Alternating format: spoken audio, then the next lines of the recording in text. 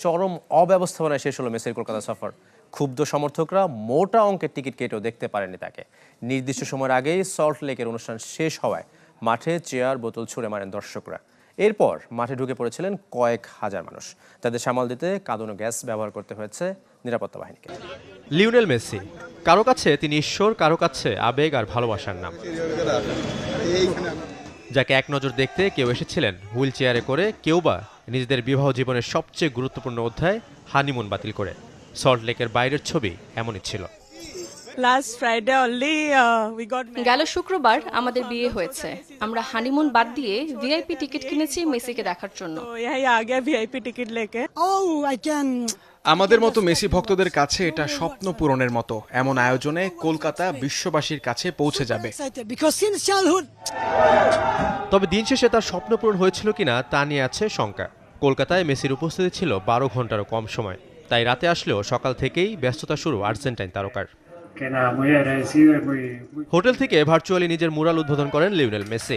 70 foot দীর্ঘ এই মূর্তি ইতোমধ্যে আলোড়ন তুলেছে বিশ্বজুড়ে।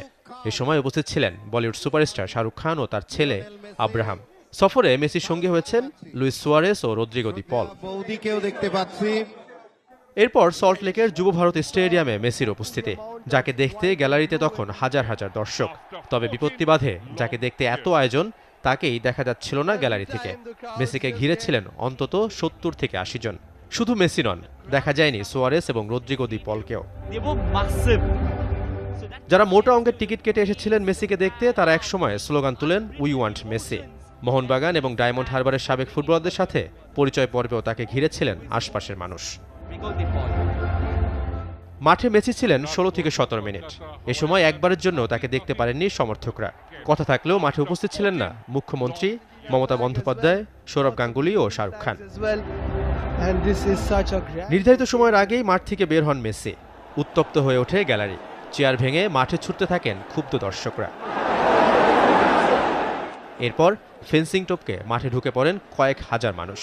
ভিড় সামাল দিতে লাঠিচার্জের পাশাপাশি কাঁদুনে গ্যাস ব্যবহার করতে হয় নিরাপত্তা বাহিনীকে। জঘন্য আয়োজন। মাত্র কয়েক মিনিট মাঠে ছিলেন মেসি, তাও আবার নেতাকর্মীরা তাকে ঘিরে ধরেছিলেন। আমরা কিছুই দেখতে পারিনি। সে একবারের জন্যও ফুটবল ছুঁয়ে দেখেননি। শাহরুখ খানের আসার কথা থাকলেও তিনি আসেননি। অর্থ, আবেগ আর সময় সবই আমাদের নষ্ট হয়েছে। কলকাতায় সমর্থকরা হতাশ হয়েছেন, তবে এখনও আশায় বুক বেঁধে আছেন হায়দ্রাবাদ, মুম্বাই আর দিল্লির মেসি ভক্তরা।